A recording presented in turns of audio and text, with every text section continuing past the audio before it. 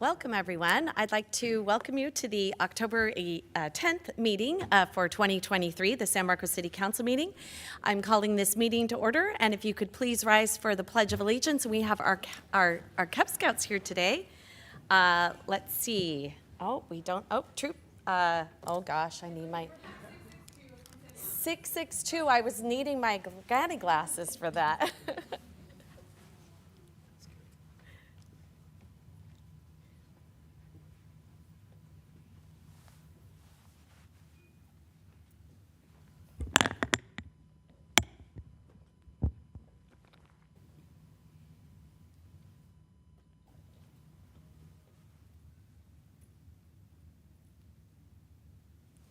Hello. Please join me in the Pledge of Allegiance. I pledge allegiance to the flag of the United States of America and to the republic for which it stands, one nation, under God, indivisible, with liberty and justice for all. Good job. Thank you. Okay, and next we have John Burgess from the Father's House for our invocation.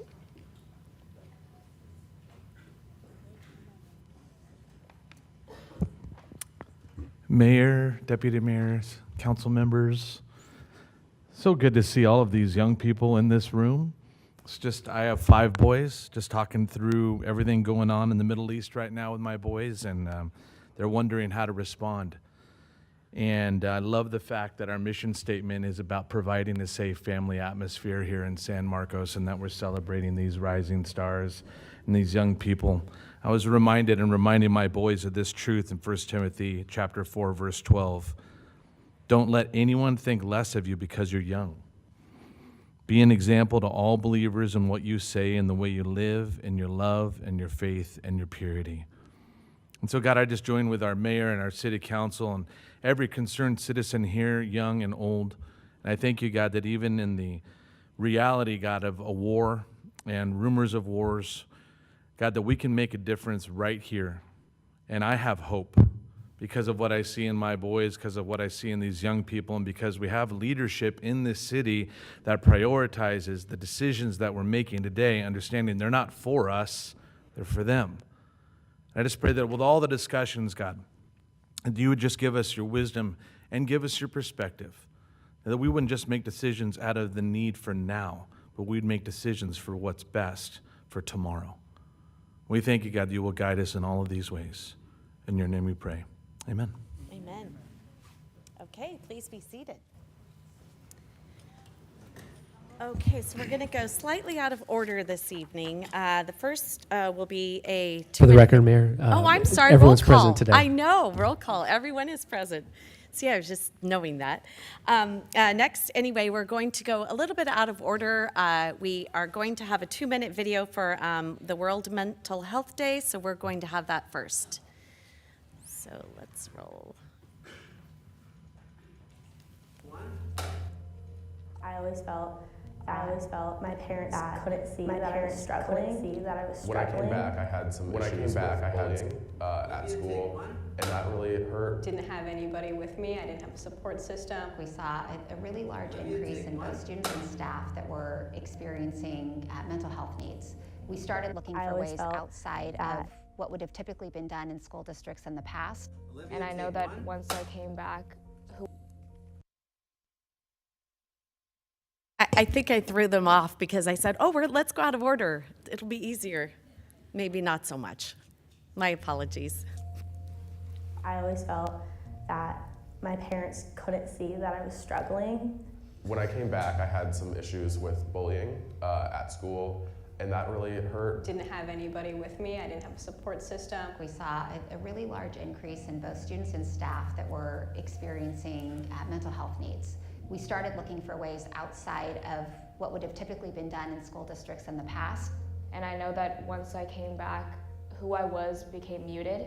I would notice every single part about me that I didn't like, so then it really just downgraded my confidence. And coming back into public school and being with people, I had to regain that confidence by myself.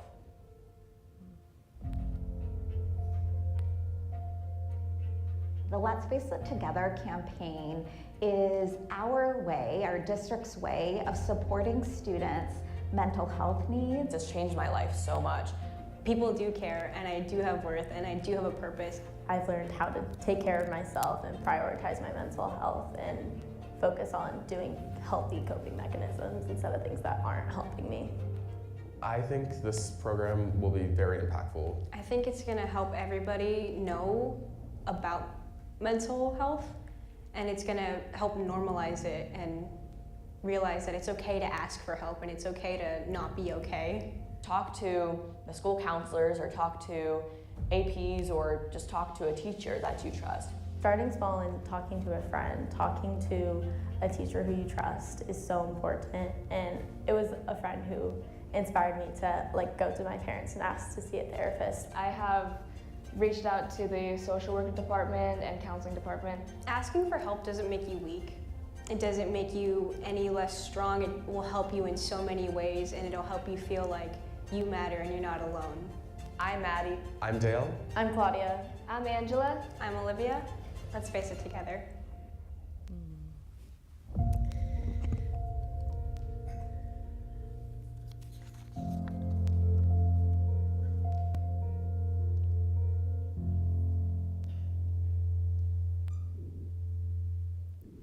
Okay, if the council could please join me in the front, that would be great.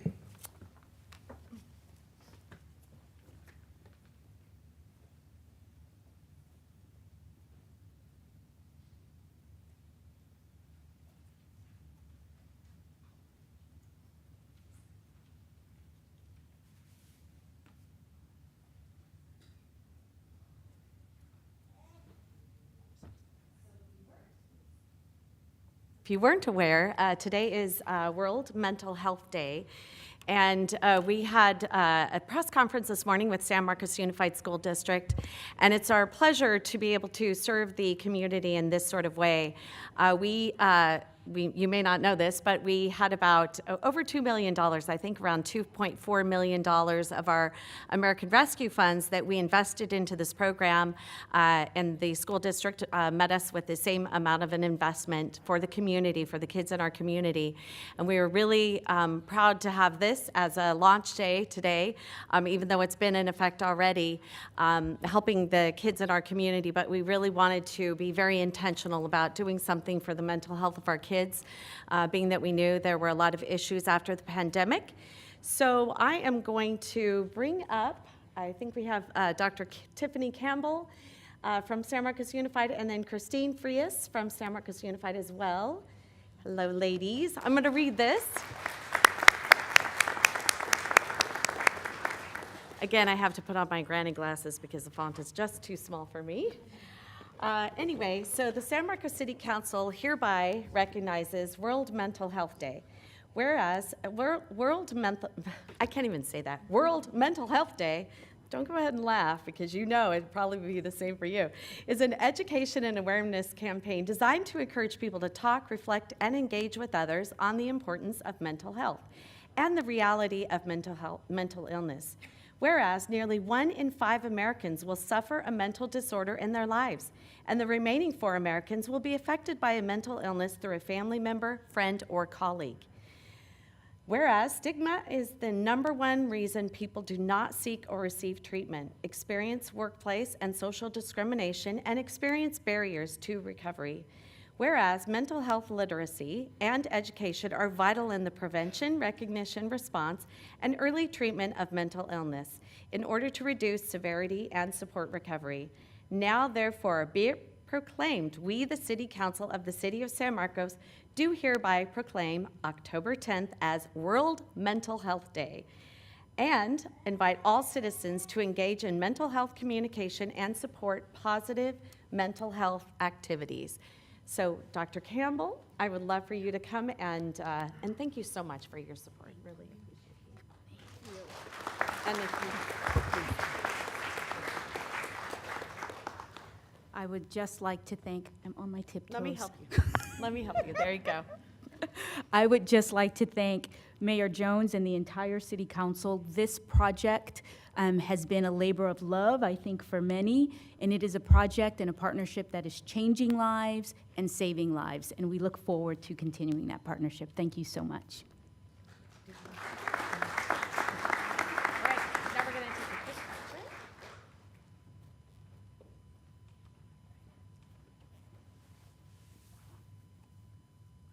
One, two, three. Keep smiling.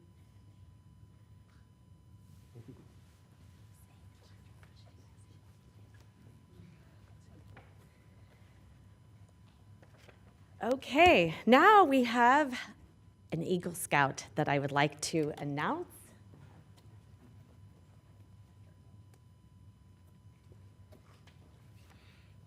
Andrew, is it Cover or Cover? My apologies. Cover? See, that's what I thought. Okay, come on down, Andrew. I'm super excited about this.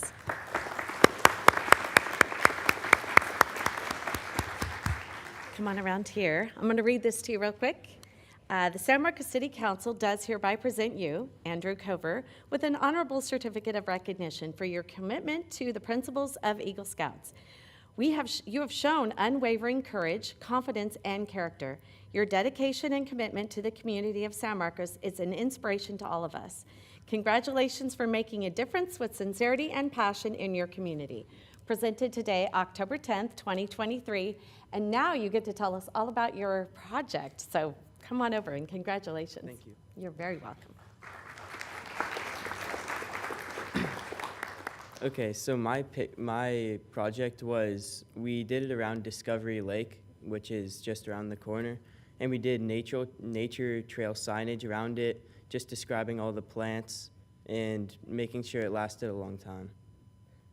Nice. Yeah. All right, I'm going to give that to you. Thank you. Let's give a hand to Andrew.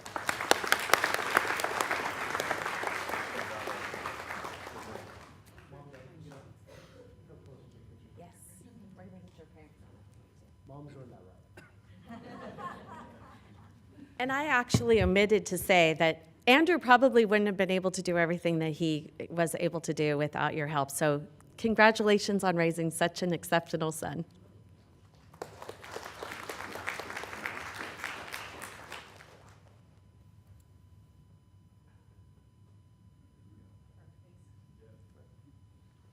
Ready? 1, 2, 3. One more. 1, 2, 3. Thank you.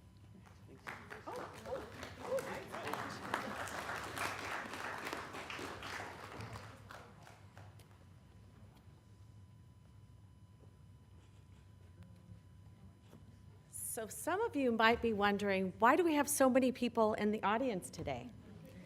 Well, it's not because we have a riveting conversation here, I hate to say, but it's Red Ribbon Week. This is an exciting one. So first we have Carrillo Elementary. Do we have anyone here from Carrillo today?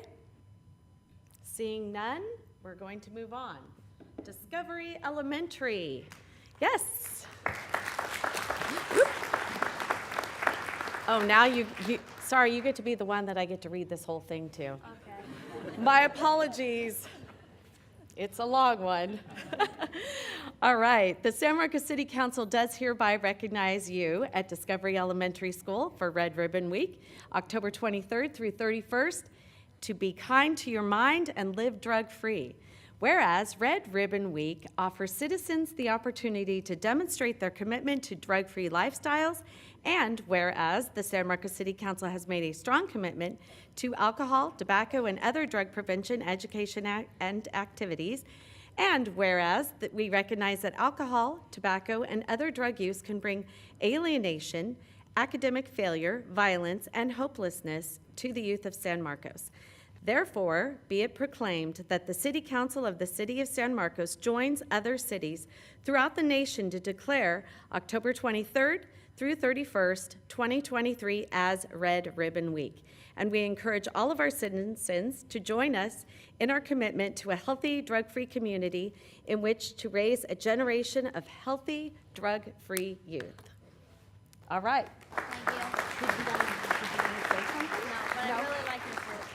What? I like your suit. Oh, thank you. He likes my suit. He's a sweet young man, too. All right, no, you don't get to go away that quickly. I'll give you this, and then we're going to come and take a picture. And then you'll have a picture of my great suit. So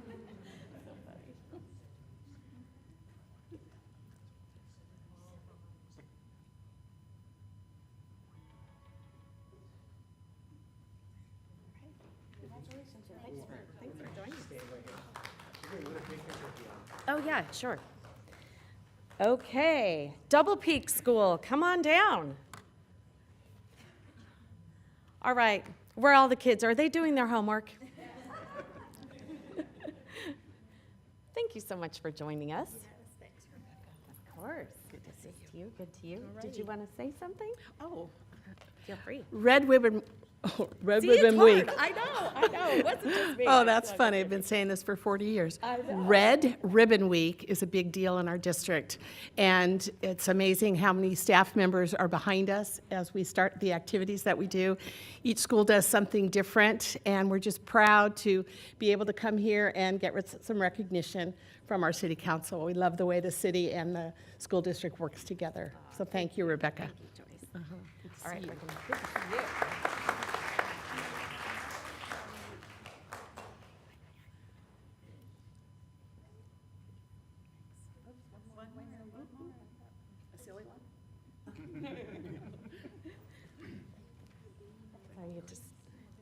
Okay, Foothills High School.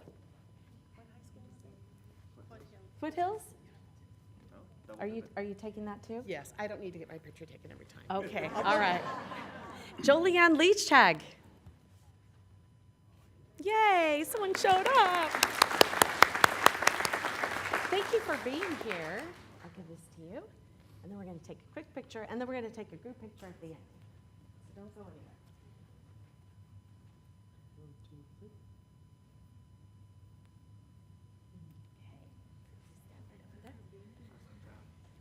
Nob Hill Elementary.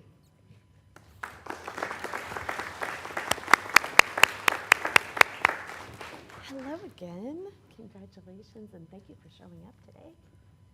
Do you have all your homework done? Yeah. Oh. Right.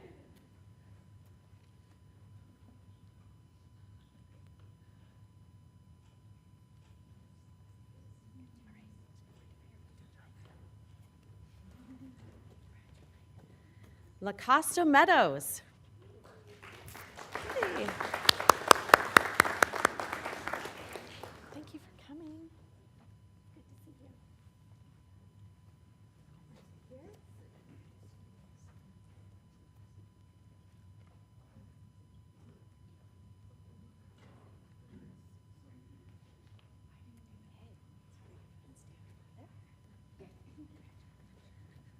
La Mirada Academy. No one's here today from there? Okay. Mission Hills High School, I know you're here, yes.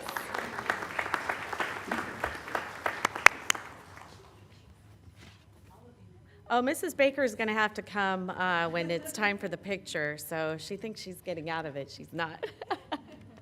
Come on over. Who's going to hold this? I'll give that to you. Thank you so much for showing up, girls. Did you want to say anything? Go ahead. Thank you so much for the city for backing us up in our pursuit of keeping our youth drug-free and continuing this healthy, positive relationship with our city and our schools. So thank you. Very good. We're going to scooch in. We're going to scooch in. Miss Baker's trying to get out of this. I know she is, but she's not.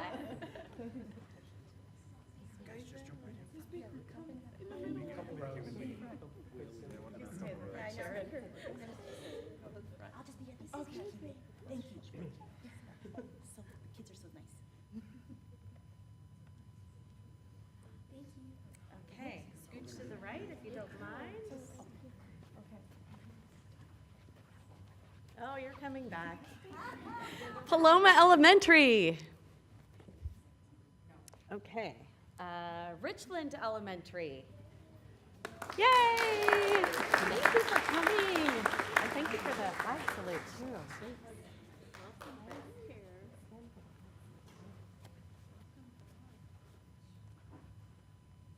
You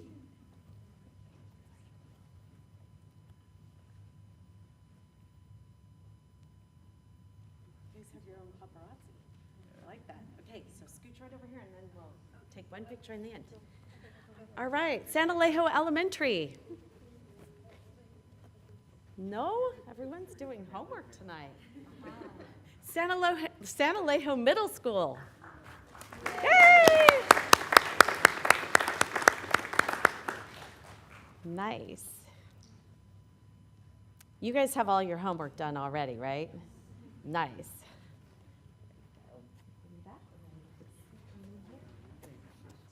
We're running out of room. Just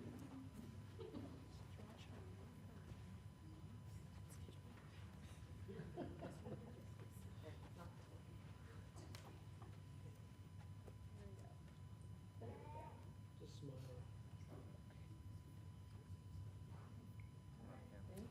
Okay.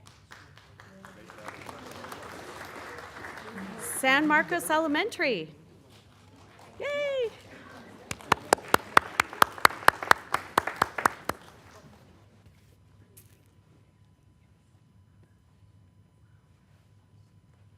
Ooh, I like your suit. Nice. Hold on, there you go, ladies. Thank you so much for coming. Go right over here.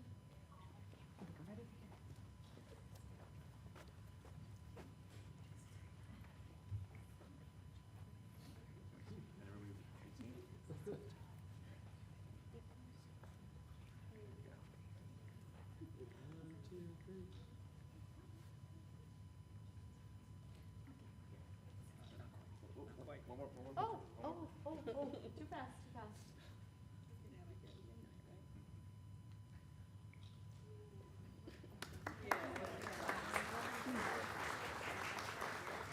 San Marcos High School.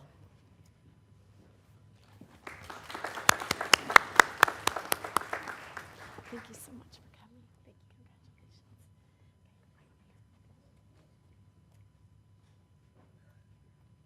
One more student for San Marcos High School. Okay. Oh, yeah. Our Eagle Scout. Our Eagle Scout.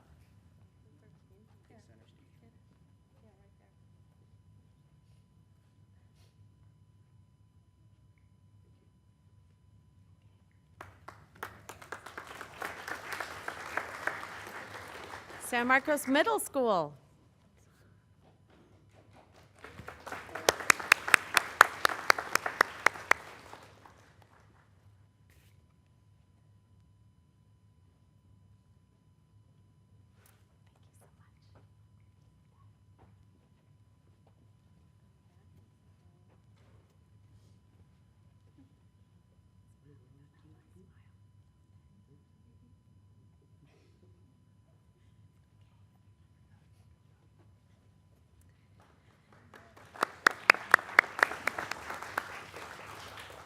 Now, not everyone knows this, but we have the San Marcos Prevention Coalition who does a lot of work behind the scenes to get everyone coordinated.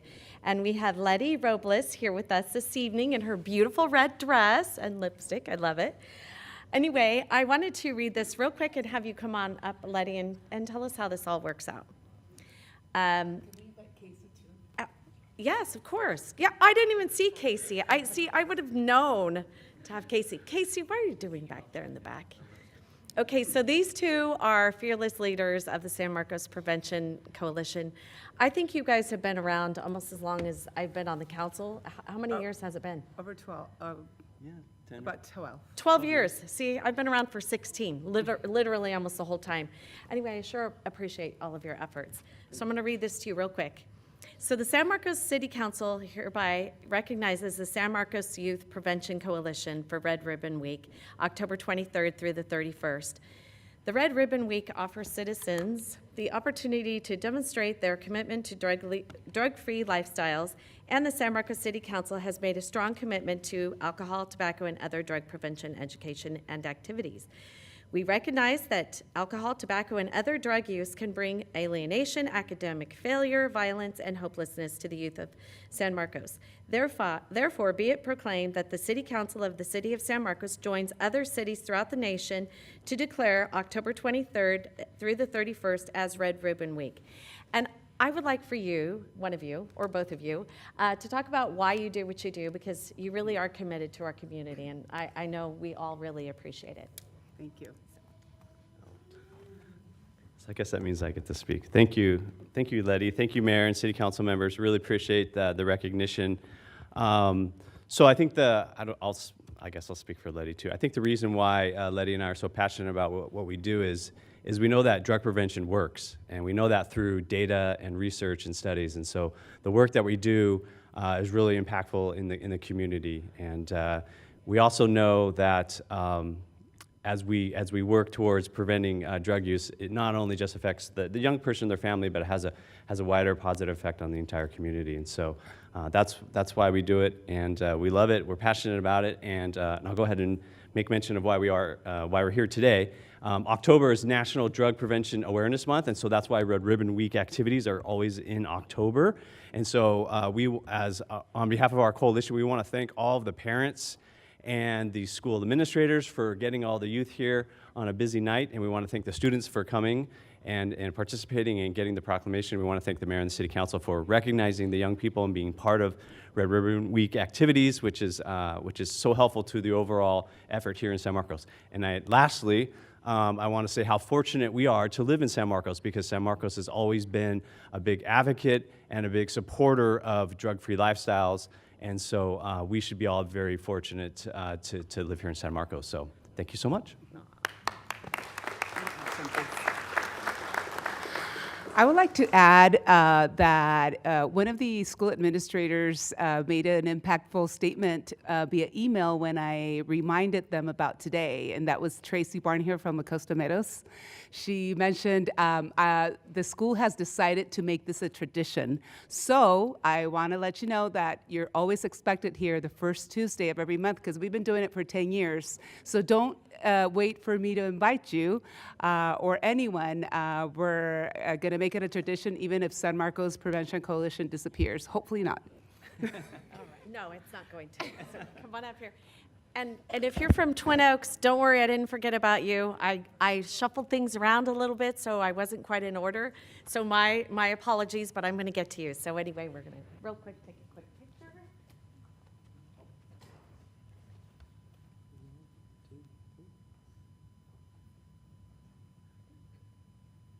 And thanks for the patience of you kids. This is okay. Let's see, Twin Oaks Elementary.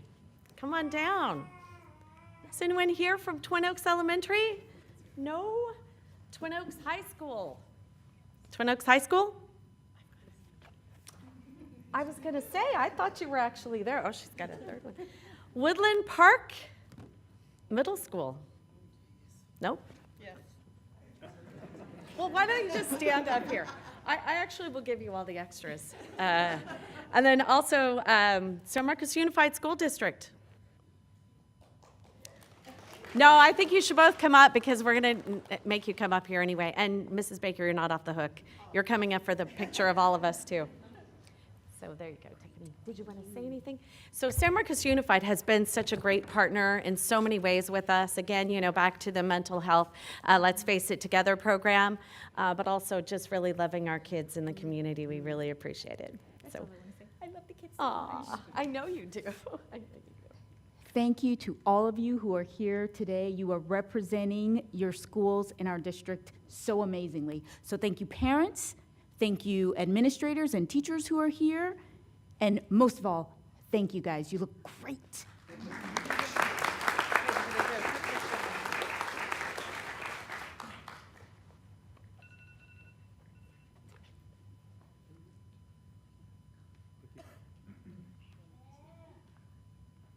Okay, the big picture now of everyone.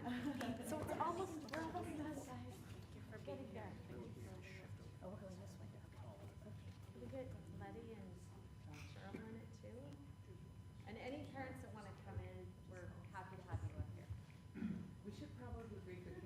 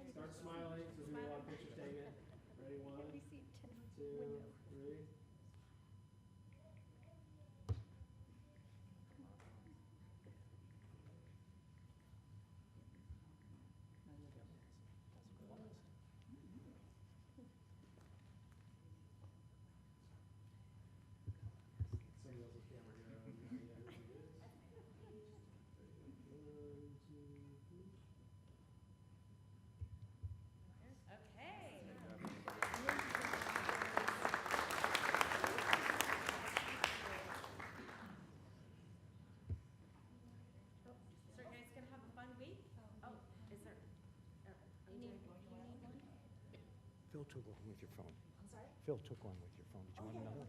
Okay, okay. Oh, all right, we're all like, wait. All right, thanks, guys.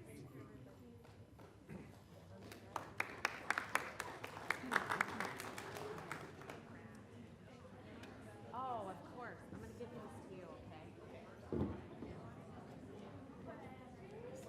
So now you can go get your homework done. Of course. I think that's it. Oh, no, yeah, manufacturing day, thanks. Good to see you. Good to see you.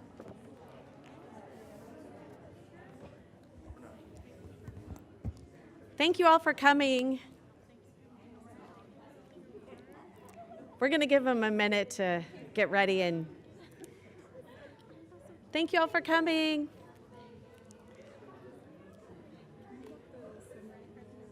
I gave those to Mrs. Brandt. Yeah, Mrs. Joyce.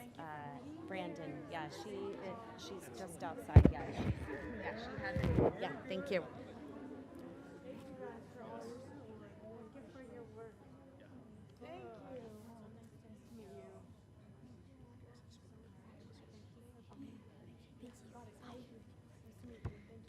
Okay, well, guess what? It's also National Manufacturing Week. Okay, so manufacturing is really important, just saying. And I'm not sure who's going to be accepting this, but let me see, actually, it's going to be, Amanda Cheney from the California Manufacturing Technology Consulting. See, you were the one who was actually laughing about this. See, it's so much fun with all the kids here, and then you're like, ah. And then Christina Villarreal from Baja Designs, and Jacob Roth from also Baja Designs. Does anybody even know what Baja Designs is? It's right here in the city. I actually know where it is. It's on Bostic because I've actually come to visit you before. Oh, cool. You make those, where are you at? Norman Strauss. Oh, okay. All right. Well, they actually make these really cool out, like lights and that sort of thing for dune buggies and all of that, off-roading sort of stuff. But you probably make more than that. But that's what I remember off the top of my head. But I'm going to read this and present this to you. How about that? So, the San Marcos City Council hereby recognizes National Manufacturing Day and California Manufacturing Technology Consulting. Whereas the first Friday in October is designated as National Manufacturing Day and was created as an opportunity to recognize and celebrate the contributions of the manufacturing industry in the U.S. Whereas California has the largest number of manufacturers in the nation with representation across virtually all manufacturing sectors. California Manufacturing Technology Consulting and its partners celebrate October as National Manufacturing Month, and CMTC, the California Manufacturing Extension Partnership, MEP Center, and their partners have been actively promoting National Manufacturing Day and Manufacturing Month in California. And due to these efforts, manufacturers throughout California will help illustrate what manufacturing is by participating in Manufacturing Month California events. Okay, it's a lot of manufacturing. That's all I can say. Events are designed to increase public awareness of modern manufacturing, of course, and the great career opportunities. Now that's the key right there that this affords. And therefore, through these invaluable efforts and dedication, you have helped communities and future generations of manufacturing here in California. We, the City Council of the City of San Marcos, do hereby recognize Friday, October 6th as National Manufacturing Day, as well as October 2023 as Manufacturing Month in California, and thank the CMTC and their partners for their outstanding support of this worthy event. Thank you very much, and I want you to come and tell us a little bit about what you do in your words. Not as cute as the kids. Aww, Hi, everyone. I know, that's so cute. My name is Amanda Cheney. I feel weird giving you my back. So I work at CMTC, and what we are is a mission-based organization that's been around for about 30 years. We have funding through the Department of Commerce, and my role, I'm here located in North County, so my role is to support the small and medium-sized businesses that are manufacturing in San Diego County. So I bring funds from both the federal government and then state employment training panel funds and then GoBiz funds to our manufacturing sector. So what they do is they report to us and to our funders the impact we've made. So last year here in San Diego, we served 200 companies, and they reported $22 million in retained and increased sales, $11 million in cost savings, $18 million in investments, and 675 jobs created and retained. So I wanted to invite Jacob, who is a local manufacturer, to talk about Baja Designs. Okay. Thank you. Go ahead, Jacob. Hi, am I speaking to you You guys? could just talk to that because there's like a camera and it's going to Sure, video. sure. Hi, my name is Jacob Roth. I'm the general manager at Baja Designs. We are located on Norman Strauss Road in lovely San Marcos, California. We are a manufacturer of performance-based LED lighting, born out of necessity of our founder racing through the nights in Baja, California. We do about $50 million of revenue annually, aggressive plans to hopefully double that in about 5 years. We employ about 85 people. Those individuals range from engineers to sales, marketing, accounting, in-house manufacturing, and everything in between. And we partner with CMTC on a lot of continuous improvement training, not only with our in-house manufacturing team, but almost every department in the building. So yeah, wanted to thank CMTC as well as the City of San Marcos and the Chamber, of course, for all of the continued support. Thank you. Yep, thank you. And we do have a short video, but I think we should take the picture real quick and then we will have everyone, we have a video. Don't we have a video? Yeah. It's only 30 seconds, but still, it's a video. So let's just take a quick picture and then we can play the video. Okay. Every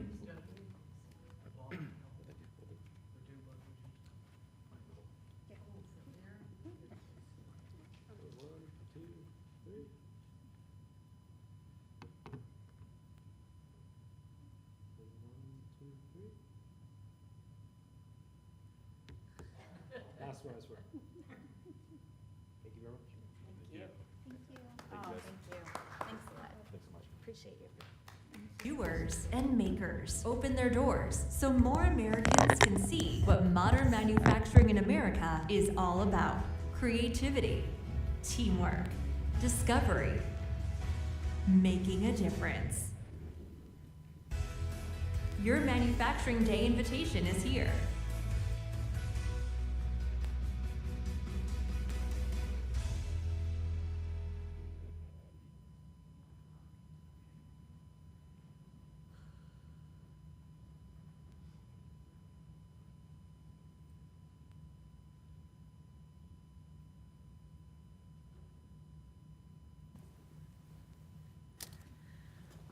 All right, so recognizing our businesses as well as all of the community members that are out doing extraordinary things in our city is just something that is really the best part of our job, I think.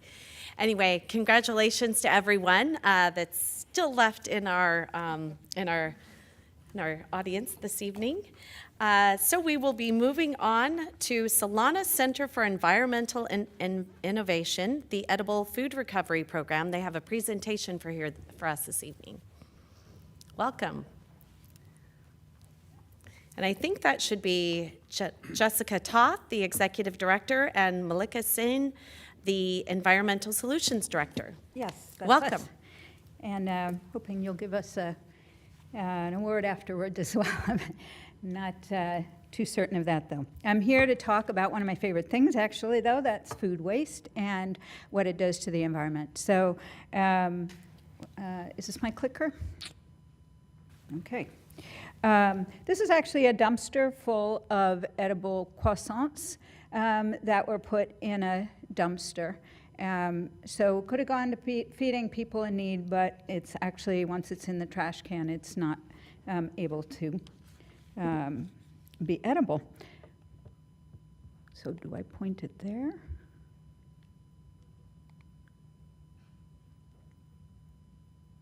Oh, okay. Did I do that or did you do that for me?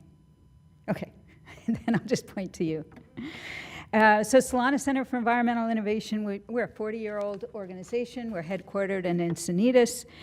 We are contracted by 75% of San Diego's jurisdictions to help with various SB 1383 programming. And SB 1383, I'll talk a bit more in detail, but that is the programming set at the state level to require that organic material is kept from going to the landfill and is used to feed people in need when it's edible. We've been teaching composting at all scales for over 25 years. And in 2015, that seal in the center is the highest environmental honor in California, the governor's Environmental and Economic Leadership Award, which we got for our focus on food waste, bringing it to the forefront as a climate change issue for the first time in the award's history. So we've been working on food waste for a long time. We have 20 staff members. 6 of them work exclusively on this type of legislation, SB 1383 compliance support for different jurisdictions. Malika Sen, who's our Director of Environmental Solutions, she's developed a strong relationship with CalRecycle, and she's really highly respected for her early and thorough work with SB 1383, identifying gaps in the legislation, working with CalRecycle to fill those gaps, and advocating for our clients where there are particularly unique situations that deserve their attention. So this is a list of some of the things that we do. I won't go through them in great detail, but just to show you that there's SB 1383 is quite involved. It requires everything from education and outreach, reviewing which businesses belong to which tier, capacity planning for what is the amount of edible food that can be rescued, all the way down to providing advice directly to jurisdictions on specific elements such as the procurement requirements and supporting cities with their grant applications to CalRecycle. We also work on behalf of the cities. We work at schools, multifamily dwellings, and directly with businesses. And we're compiling the data that's required by CalRecycle. So it's really quite a heavy lift. And CalRecycle recognizes that SB 1383 is quite burdensome. So if you have questions as I'm going, please stop me, and otherwise I'll just keep going through my presentation and take them at the end. So the City of San Marcos received $127,000 for the 2 years between April 2022 to 24. So that will be expiring in May. Another round of non-competitive funding from CalRecycle is coming, and San Marcos is due to receive $174,000 of that. So again, recognizing that it's a big burden, but it's still, this funding is not sufficient, and all of the cities that we work with are recognizing that. Some cities it's more burdensome where they have no staff at all. Others are able to fold in pieces of it themselves. But many elements of well, this is to cover all elements of SB 1383, everything from capacity planning to record keeping. So a little bit about the bill itself.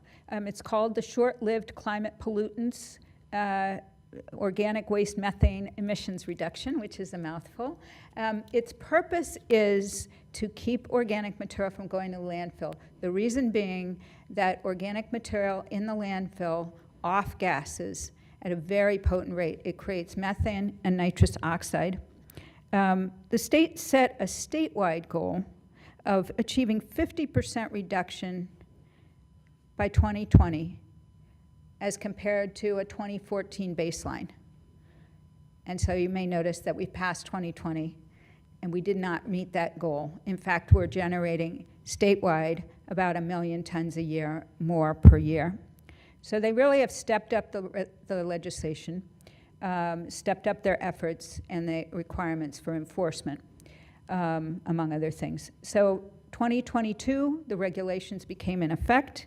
By 2025, 75% statewide of all organic material. So when I say organic material, I mean both food waste as well as yard trimmings and food soil papers, for example, must be kept from the landfill. And 20% of all edible food statewide must be recovered for people in need. No more organic material going to the landfill. Okay, next slide. Thank you. So there's 3 key elements. There's many other elements of the legislation, but with regard to food waste specifically, it's to prevent the waste from occurring in the first place. If you prevent it upstream, it's a lot less environmental footprint than downstream. Next, if you donate edible, the requirement is that all edible food, excess edible food must be donated. And then the third is that all organic material must be recycled. When I say recycle, what I'm referring to is it must go in your green bin. So all of you probably are familiar with the green bins that were rolled out by the haulers. And that is being taken either for composting or for anaerobic digestion, and that's considered having it recycled because there are nutrients in that organic material that when you compost it, they are conserved for finished compost to go back on the soil, or anaerobic digestion extracts the renewable natural gas. Did you have Yeah, I do. Jessica, thank you very much. Very thorough so far. I just did have a question. So on the donation of the edible excess food, how does that work? Because I remember one time, and this is several years ago before the pandemic, but there was a church, the Summit Church, that had this food distribution, and it was all, foods that had been at a grocery store that they had rescued, I guess it would be called. So is that all done through food like that, or is it also taken to shelters and that sort of thing? Any number of things, but it's primarily, and I'll get into a specific example right here in San Marcos, but primarily to the large food banks, which is Feeding San Diego and the San Diego Food Bank, but also all your local pantries. There's also distributors who are transporting the material. So they are all part of this solution, and they are all part of what the state needs information about in terms of what is their capacity to manage. And so if, as a region, we do not have enough capacity to manage all of the food, edible food that we're generating, as a region, we will be required to gain more capacity. And that's vis-a-vis the amount of businesses that are generating edible foods. Does that make sense? We're going to compare the supply and demand. And yes, it is all those different types of organizations are part of the solution. Yeah, and I think, and we've talked about this several times, I think the recycling of the organics from your house is very easy to do because you just throw it, like I use brown paper bags, and so you just throw everything in the brown paper bag at the end of the day and then just throw right in your green and you're good to go. So I think it is pretty easy to do, except when you look at multifamily. I think that's probably the biggest Multifamily is quite difficult. Malika can tell you all kinds of stories. And schools. And schools, it's actually, there's two sides of that. Once you get the kids on board, like we see with recycling, they're going to take it home and they're going to be teaching their families. Yeah. But it's there's a large amount of food. There's also, we work in some very underserved communities. I remember working in a school in San Ysidro, and this was probably 10 years ago, and all of the kids were on free and reduced lunches. 40% of the kids did not have a home. And so all of the share tables, we set up share tables, which was a new thing at that time, and all of the food that wasn't eaten by students was going home to the families or was taken by the students right there at lunchtime. So it is a very important piece. I'll talk a little bit more about the size of the problem, and then I'll get into a specific example here in San Marcos. Yeah, I have a related question, and you can tell me if we can talk about that later on in your presentation.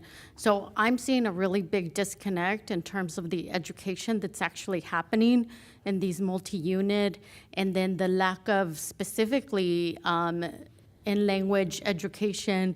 I'm personally not seeing it, so it's something that I'm very concerned about. You're right to be concerned. There's no question that that's a tough nut to crack. Malika, do you want to address that at all? Or? You probably have to talk You into come the up to the microphone, sorry. Thank you. So there are two components for the edible food recovery side, which is, rescuing the food. All the resource guides that were developed actually were done both in English and Spanish. And so the city has it on their website. For organics waste recycling, which is what you're talking about. But in terms of, like, for instance, when I think about the many businesses, right, that are potentially impacted, like, is there actual education that's happening in language? That's what nobody has been able to tell me if that is happening. We could separate by business and by residences. So is that something that you're doing, that you're seeing? Who's doing it?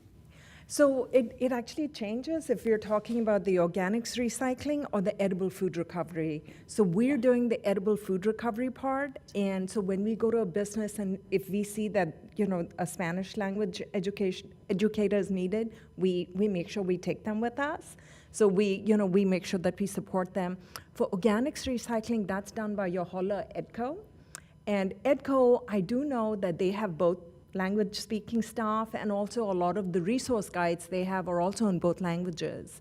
So, the best way for us to resolve this is as we find businesses that do need maybe education in a different language, either it comes up to us from Edible Food Recovery or EDCO can be alerted, and then they can be provided that required education. So right now, a lot of the education, especially for organics recycling, which is what you're concerned about, tends to be through resource guides and letters.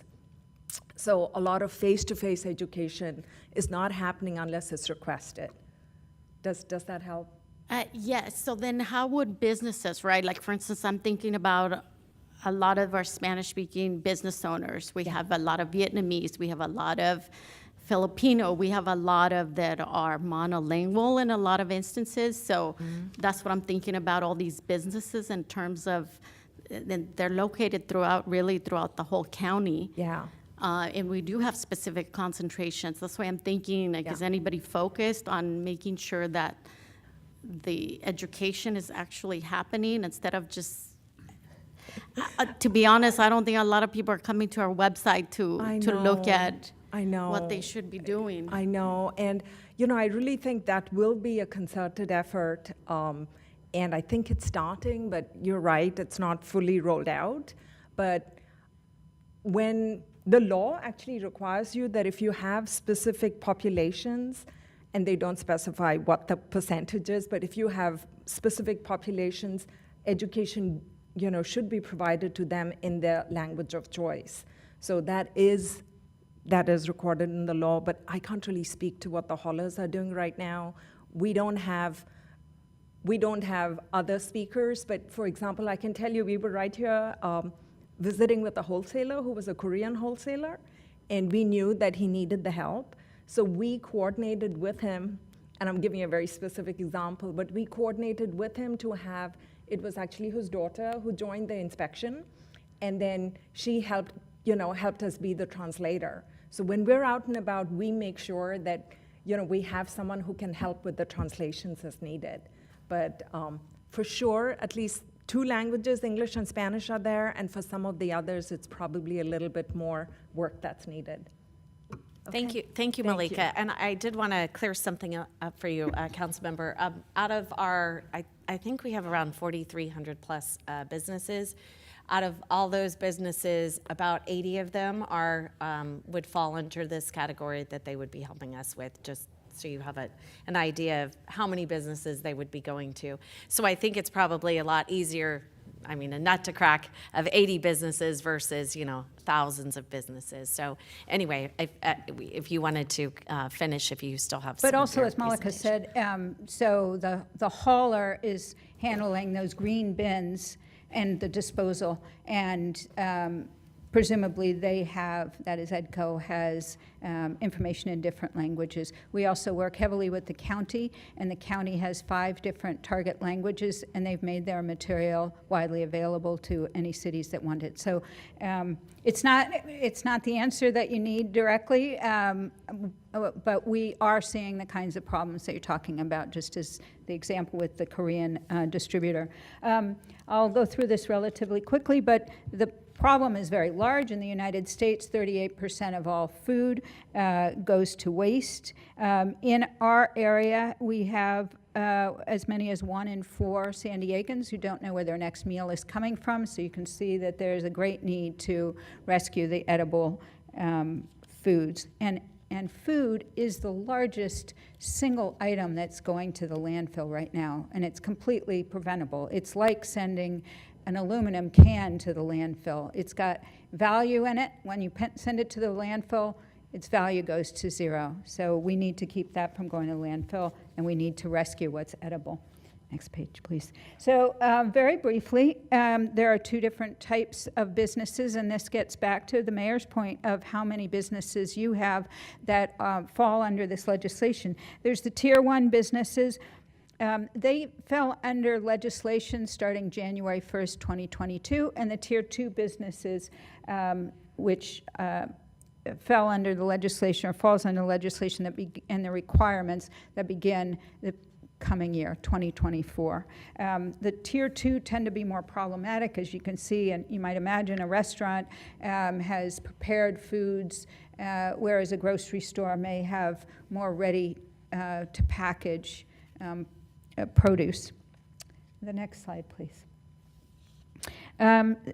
This is a laundry list, to say the least, and it's really just to impress upon you that it's a very involved process, what we are doing. So Malika's team schedules a visit. They go out and they interview the site managers. They provide SB 1383 resources and education. They do a walk around and they check that there's no deliberate spoilage. They check that there is a written contract with a food recovery organization. So that can be your large food banks, it can be your food pantries, visual checks, etc. And then at the bottom, when needed, we will provide technical assistance. So if there's too great a gap between, if they have nothing in place, no signage, no procedures, we will provide technical assistance, and that means consulting to these different businesses. On the next slide, I go through basically the businesses here in San Marcos. So we started with a list of 117 that potentially qualified, with 16 food recovery organizations.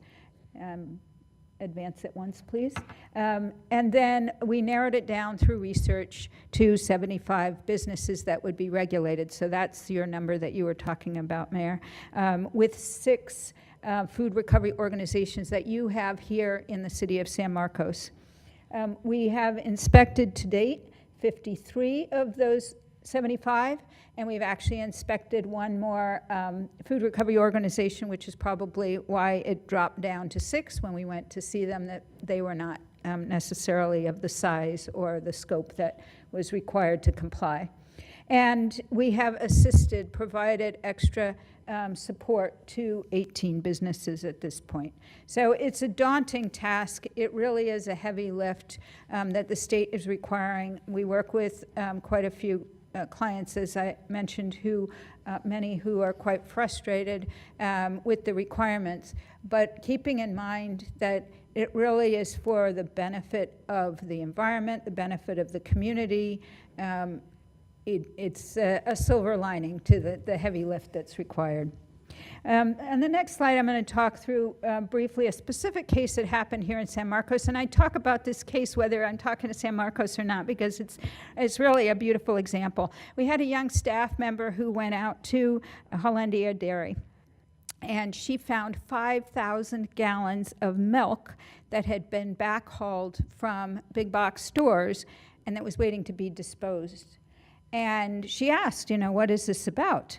They had no program in place, but they were very open to coordinating with the food banks. And the next slide, please. This is the exciting part of it. We connected them with Feeding San Diego and the San Diego Food Bank. And one more. We now have, they have, 250,000 pounds of dairy products that have been donated to to the food banks, to people in need. And when we made that connection, something that I wasn't necessarily aware of, but it seems obvious, dairy products are one of the most difficult items for them. It's in heavy need by people who are going and getting service from the food recovery agencies. And so that was an incredible win. There are still better solutions, which is the big box stores should probably be donating directly to the food bank rather than hauling it back, having it sit, and then there's a delay and it becomes closer to expiration date.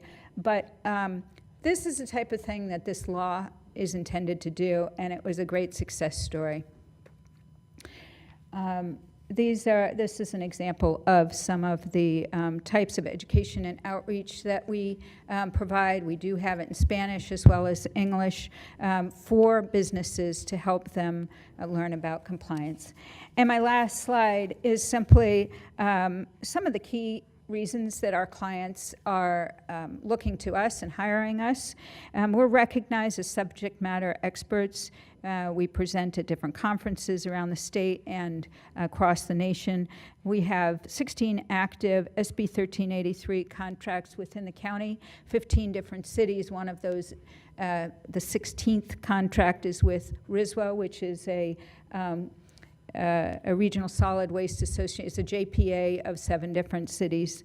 And we have a close collaboration with CalRecycle. They call us, Malika in particular, for advice on different aspects because she was early out of the gate to solve this problem.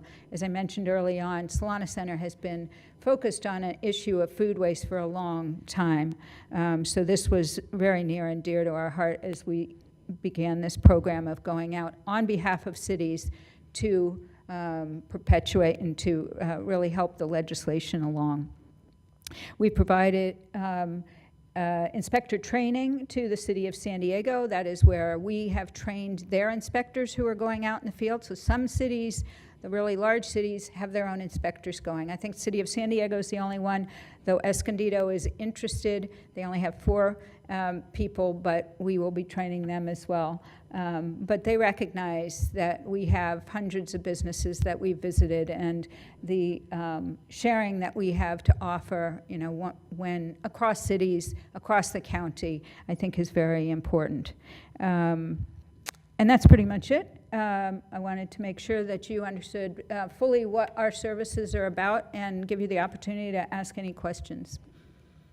Great. Thank you so much, Jessica. And I did have one other question, and that is, so when you go out and you visit businesses, do you provide like a report, or how does that work? Is it like a quarterly report, a monthly report? How does that work? Malika is very data-driven. As so am I. I love that. She was many years in the high-tech sector. I can let her speak to it as well. But for each business that we go to, we fill out a specific report. It's oriented toward what the CalRecycle requirements are, but it is also very thorough in terms of understanding where that business is, because it's a snapshot in time. And so it's an opportunity for our clients to know which businesses to prioritize in providing technical assistance. The inspections continue. So next year, there's a second round of inspections. That's not, continue doing the inspections that you didn't get to. That's go back to businesses and do the next round. Now, it's interesting because the legislation does not require that you hit every business in terms of doing inspections. It's pretty much silent on the percentage that you're supposed to hit, but at the same time, it expects a very thorough process in place. Yes, Okay, so go ahead. so you go over and you go to a business, you fill out the form, and then you send that to CalRecycles, or no? How does that work? We send it to you. That's what I was wondering. Like, do we get a progress report? Samantha in the back. Yeah, we send it to Samantha. Say hi, Samantha. There she is. We talk to her multiple times a week and formally once a month. So all reports get sent in to the city, and they're also stored in a local database that's actually maintained by EDCO. And that is available to CalRecycle when CalRecycle comes and audits the cities. Got it. So okay, I was wondering how that worked. Perfect. Thank you so much. Any other questions from council members? Yes, Deputy Mayor Jenkins. I have a couple, thank you. So I'm looking at your tier 1 and your tier 2. So without naming any names, so grocery stores or large corporate beverage. You can name them. You're not. That's unless you're okay. gonna- unless you're gonna throw 'em anybody. under the- How do you tenant. deal with the corporate bureaucracy that happens? Because you go into a store and, I mean, they're just trying to make it through their day. Yes. And in you come and you say, they may not know they have to do this, and the managers change all the time. And so how do you deal with the bureaucracy of those large named So actually, I would companies? say that the large ones have been sometimes the easy. Initially, the large ones, again, I should let Malika speak, but I'd like to share a story of Albertsons, actually, which has many stores throughout the region. And the first one we went into, I don't remember which city it was in, but they sent their corporate lawyer. They said, you cannot go into our stores. We're saying, we're the middleman. You got to talk to Cowie Cycle. It's a state law. The first inspection I happened to go to, Malika was out of town because our younger staff members were going to be the ones doing the note-taking. They had the national level, they had the regional level managers, and they had the store level managers there. They walked through, they were quite pleasant, recognizing that this was a requirement. In the end, Albertsons actually saw the benefit of doing this. They have their own signage, and they have created their own in-house videos to train their staff. So it is possible. I think you may recognize Malika is quite disarming and pleasant. But yes, it's interesting that the large corporates now, I think, are on board. They recognize statewide because they have stores throughout the state.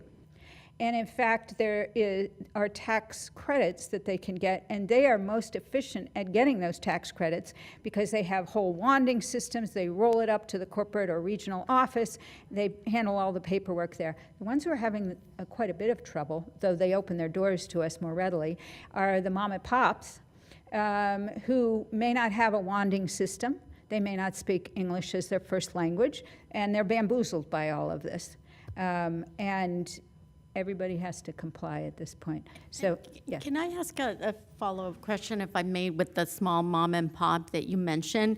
So I guess how do they offset this cost in the sense, right? Is the burden on Feeding San Diego to transport, to do certain things? Or can you talk a little bit about what that looks like for the mom and I'm going to pop? let Malika take it. Okay. Great questions. So the food recovery organizations, whether it's Feeding San Diego, the food bank, or the local pantry, the church, they do the heavy lifting in terms of coming to the store with the vehicle, with volunteers to pick up the materials and take it back. And then they distribute it further to the community. The store, the business's responsibility is to make sure that, when they're done, whether it's a restaurant or the grocery store, if it's surplus edible food, so if it's still edible, instead of putting it in the landfill, you just basically store it in your freezer or your fridge till a food recovery organization comes back and picks it up, right? So yes, there's a little bit of a lift, there's a little bit of a training. It's all upfront, it's initial. And as soon as the training is in place, then it's so seamless. And that's part of what we try to work with the stores and businesses is get started. Even if it's just a small item, once you get started, you see it's not difficult, and then you're really encouraged by the good that you're doing. So, the food recovery organizations do a lot of that. It's not easy, and there's no question. Another question I have is regarding Tier 2. So how do you work with, we have 2 colleges here and a large school district. Are they going to fall into the Tier 2? We also have a brand new hospital with over 100 beds. So how do you work with them? Yep. I'm going to keep Malika up here. But those are excellent questions, and, well, she'll talk to you about the state agencies in effect of the schools. Yeah. So all of them, both the community colleges, the school district, and Kaiser Permanente, they're all qualified as Tier 2, and they do need to, do food recovery. We've gone and met with all of them. And what we do is we actually talk to them about the regulation. We talk to them about what's required. We help answer questions. If needed, we connect them with a food recovery partner. And I'm really happy to inform you that both the community colleges work with really excellent food service providers like, Sodexo and Culinart. And being big corporate organizations, they already had programs in place. So they donate to their local pantries, so it helps the students. And they actually do a great job of even informal donations. So I'm just going to share it because I thought it was so great. When they have like a major event on campus and there's leftover food at the end of the event, they have a system where they put out a text to all the students who are following it saying, we have food available over here, come and pick it up. So that's great. It's informal donation. It gets it out to the students. The other great thing that they do is when they have leftover food, they go and take it to the student center or they take it to the library. So they really do a job, not just formally, but even informally, of getting the food out. And Kaiser was just getting set up. Samantha joined us on that really wonderful inspection and technical assistance. And they are going to go ahead and establish programs as well. So as a whole, the whole district really has been very supportive of all the businesses we've been meeting. And the school is also getting started. I think they have it rolled out in 1 or 2 schools, and they're looking to roll it out across the district. Okay. Yeah.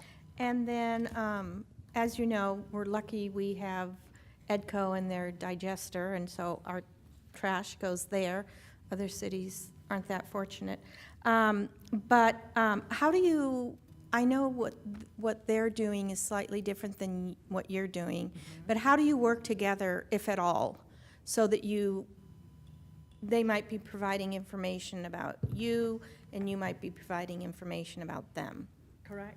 That's exactly what we do. So when we're out and about, if we see that a business is not doing a good job with the organics recycling, right? So the bins are contaminated, and or maybe they don't have enough bins. Like the lady just flagged to me where she's at, she doesn't have enough bins.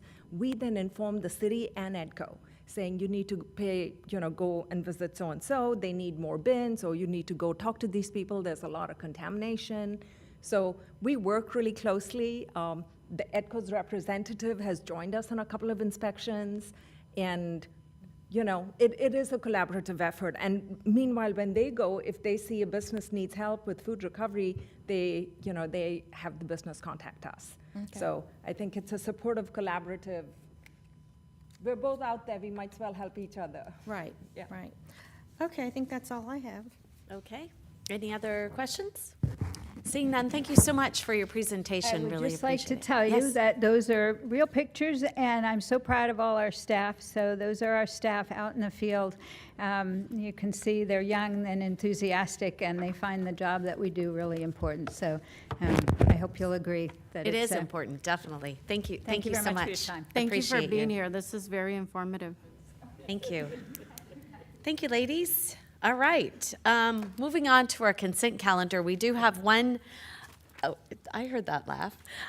We do have one speaker on item number 7, I believe it is. And so I would make a motion to approve the balance. And do I have a second? Second. Okay, motion and a second. All in favor? Aye. Any no? Okay. Item number 7, Carol Gandell, come on down, please.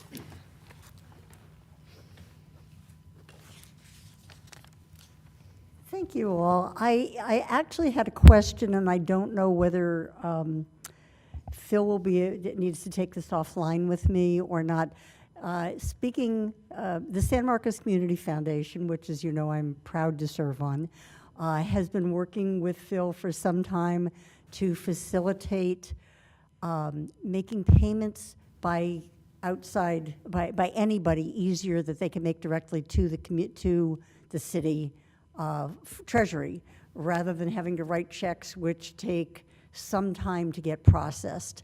And I'm wondering whether this item will help facilitate that. I do understand that it is specifically addressing the charging of a fee to the bank fee, but I'm wondering if that also, and I don't know whether Phil can answer it or whether it needs to be put aside. I actually think that would be a question possibly for our city attorney, but I'm not positive. For the she's talking about the community foundation versus payments to the city and our regular fees and charges. Yeah, And that sort of right thing. now it is very difficult for anybody to make a donation, and it takes forever to get processed. And some good-sized donations have gotten lost in the last year or so because of that. We are trying to make sure that with our new alliance with the Jewish Foundation, that is improved, and Phil may be able to fill you in a little bit on that.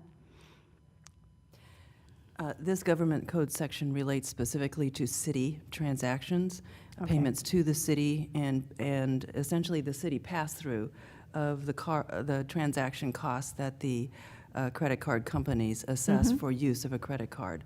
So those are for payments to the city.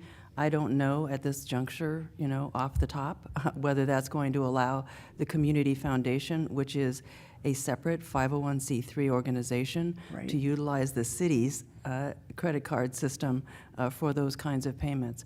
If it can be done, I'm sure the staff will be able to facilitate it, but I can't tell you today whether that's the case or not. Okay. Phil, do you have?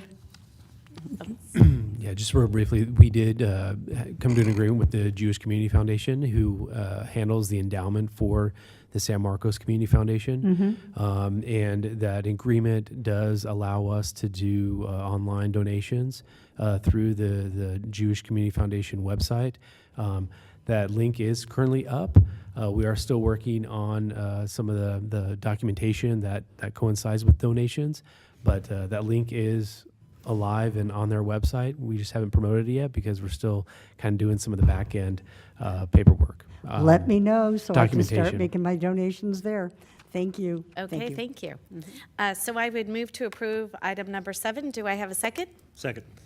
Okay, all in favor? Aye.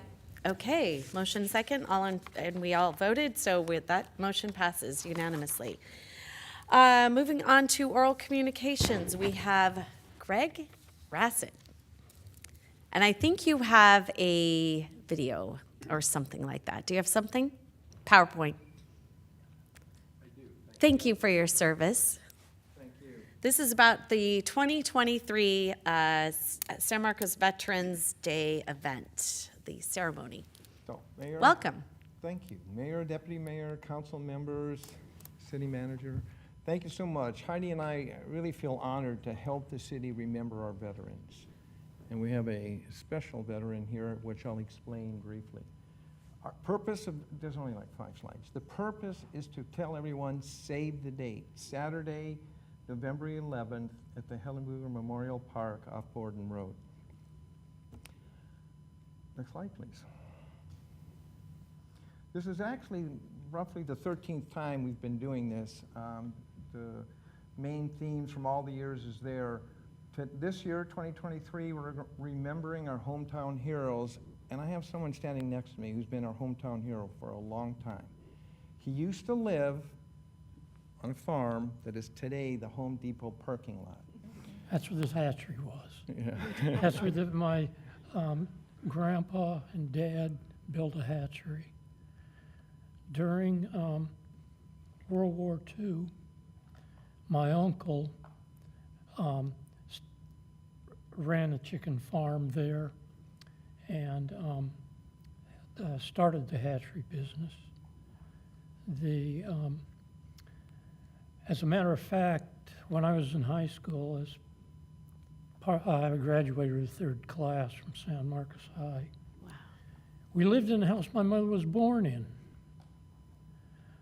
And it was Encinitas Road at the time. Now you know it as San Marcos Boulevard. And I think I learned to swim real close to where we're standing right now, because the first swimming pool in San Marcos was built by one of the guys who bought a lot of chickens from my dad, a guy named Morgan Barber. And he put in the first swimming pool, and it was pretty close to right here. I bet if you had a bunch of aerial photos, you could pinpoint it pretty close. But anyhow, my dad was one of the people that Steinbeck wrote about in Grapes of Wrath. And when he finally got to San Marcos, he left his uncles and cousins who went on other places to pick crops, because he got a job from Fred Williams. And then my dad was able to bring his family, his father had died a few years before that. He was able to bring his mother and younger siblings to San Marcos, where then they settled. And I was, like I say, a member of the third class to graduate from San Marcos High School. My dad was on the high school board for Escondido High School District when they built San Marcos High School. And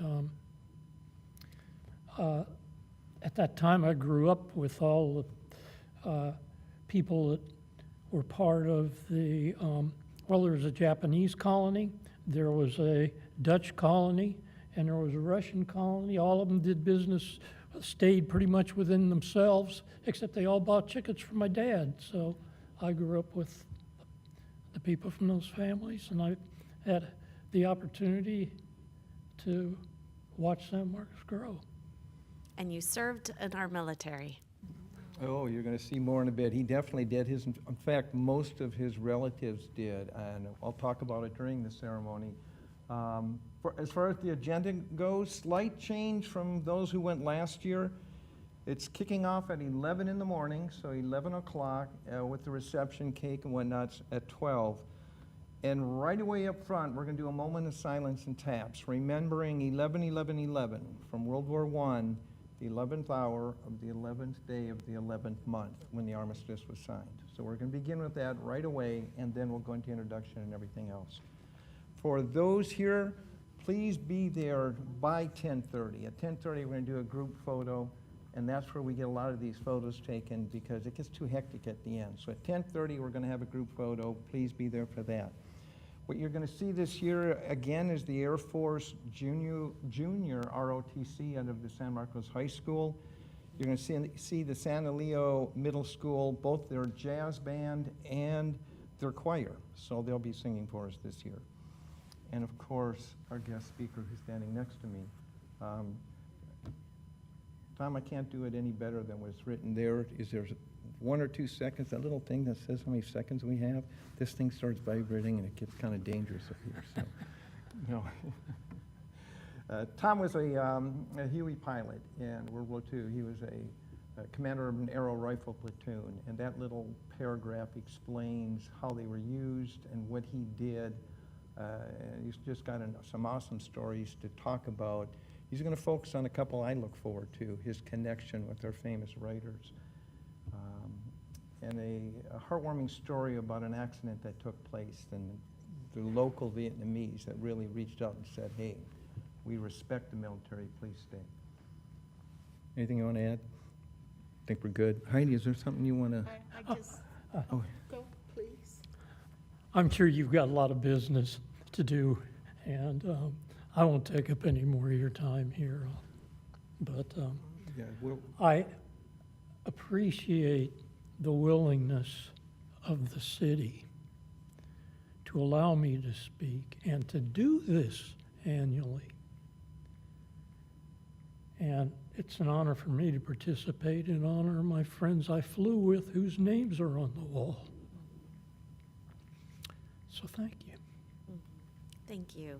Heidi, you want to? I just wanted to add, first of all, you are right about the dedication of this city, who has always taken us under their wing and allowed us to bring all our veterans to be recognized. So again, always thank you, Mayor and City Council, for always allowing us to do this. We are so happy with Dan. Dan just, you know, if we had a little ballot that we had to check off different boxes, this one is all the boxes. I'm sorry, what did I say? You said Tom, definitely you said. Oh, yeah, that's the other half. But Tom is really, really one of us. And I mean one of us as a San Marcosan, or a new word to say. He grew up here. He brings history to the community or to our ceremony. He brings dedication. He brings family. He brings loyalty and military and veteranship, and it just, every single thing is marked. And so we're very, very proud, as we always are with our speakers. But I think you already see this cute personality and what he's going to bring to our ceremony this year. So again, the other reason we're here is to personally invite you on November 11th at 11 a.m. to the San Marcos Veterans Ceremony. And Michelle, I want to end with a shout out to Jennifer. She's awesome. You got someone great helping us, doing all the coordination, so thank you. She is a partner in crime, I will say that. But again, thank you very, very much, and for having us here tonight, too. Thank you so much. Thanks for coming. Okay, next speaker is Adam Barber, the Wash Plastic Asphalt. Hi there, everyone. I'll make this quick. My name is Adam Barber. I am the lead for the Waste Plastic Asphalt Additive Subcommittee of Building Better Roads for San Diego County. I just kind of want to talk to you guys all today about what waste plastic is and what waste plastic asphalt additives are. My company, or the company I'm with, is McReber, Southern California. Their products have been used all over the world and are spreading throughout the country, seemingly more every single day. Essentially what these products are is they are plastics that are diverted from landfills. They're melted down at the asphalt plant and used to replace a portion of the oil in asphalt production. So essentially just making roads out of waste plastic. I just want to bring this topic up, make everyone aware of it. A lot of states are starting to use this a lot more often. California's kind of lagging behind in that. We're based right out of Vista. We'd love to see this start being used in public roads in San Marcos. So I just wanted to come here and talk to you guys about that. Great, thank you very absolutely. much. Thank you all for your time. Thank you. Okay, moving on to reports. Sandag, we have not yet met. We are meeting, since our last meeting, we are meeting on Friday. And League of California Cities. Thank you, Mayor. I'll be brief. We had an update from Imperial Beach Mayor Paloma Aguirre regarding support services she's received from our local Congress members and funding on mitigating the effects of the sewage runoff from Mexico and really from one of our treatment plants on our side of the border. Jason Ryan, the Director of Legislative Affairs, gave us an update on several bills, and I'll just go over a couple of them. Expanding SB 43, Behavioral Health, expands the definition of gravely disabled.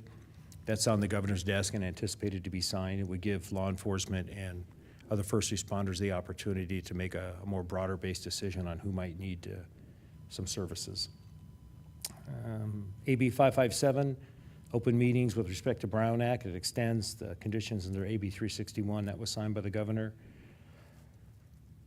Then we talked about ACA 1, which is a a legislative constitutional amendment, which would reduce the voter threshold from 2/3 to 55% for affordable housing, permanent supportive housing, or infrastructure. That will be on the November ballot, as will ACA 13. The voting thresholds, ballot initiatives would need 2/3 of eligible voters to make amendments to the state constitution.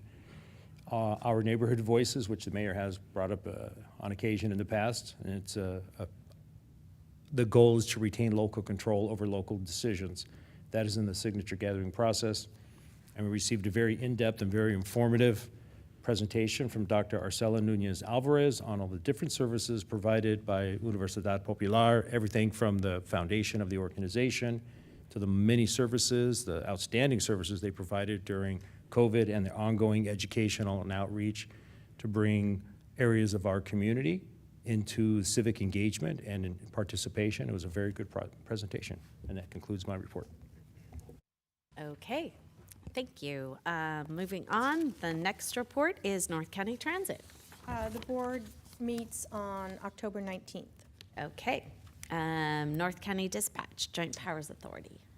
Thank you, Mayor. Just want to remind the council that we are waiting for Escondido to join, and I did see that the item is on the city council for the city of Escondido.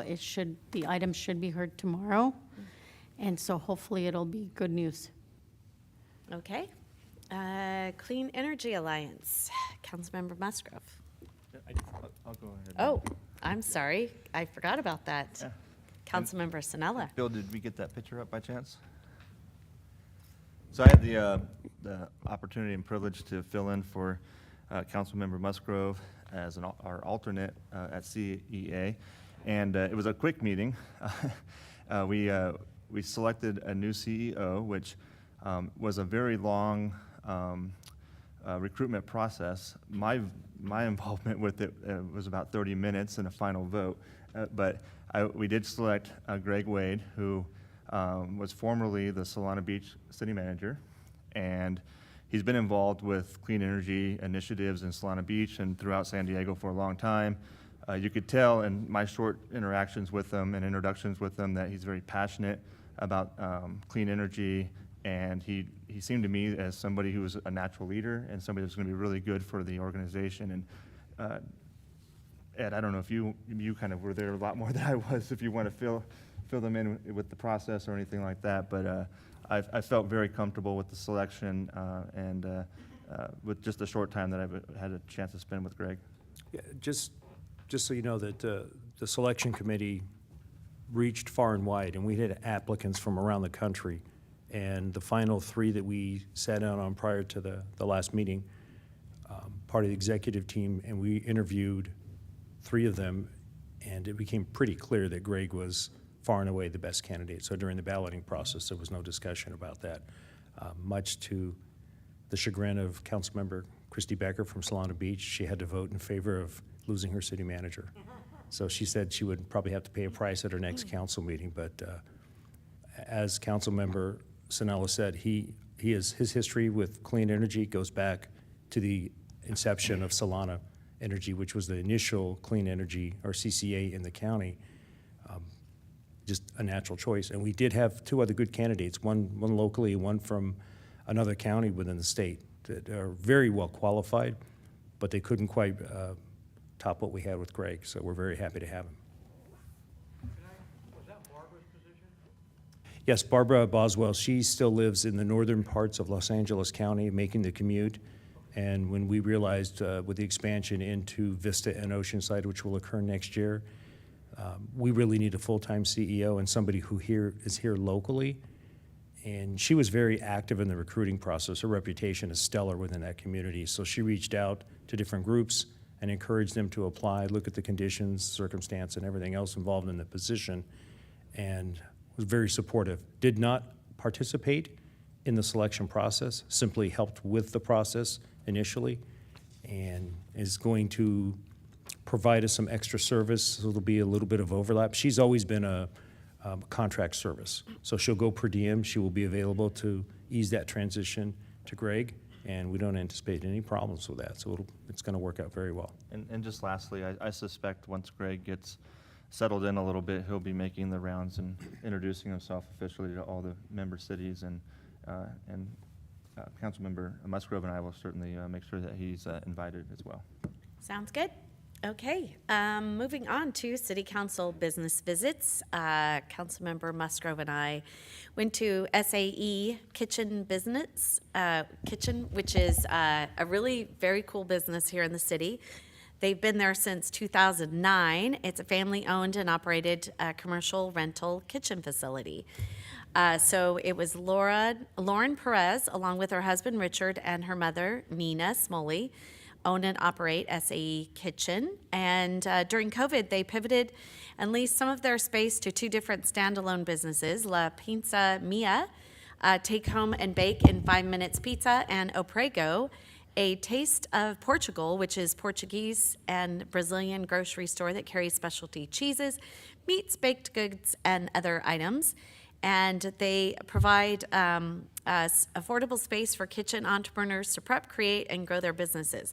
So while we were there, it was pretty interesting. Do you want to take over, Councilmember Musgrove? Yeah, so I took some of these pictures, and the two ladies that are on the left, they actually work for the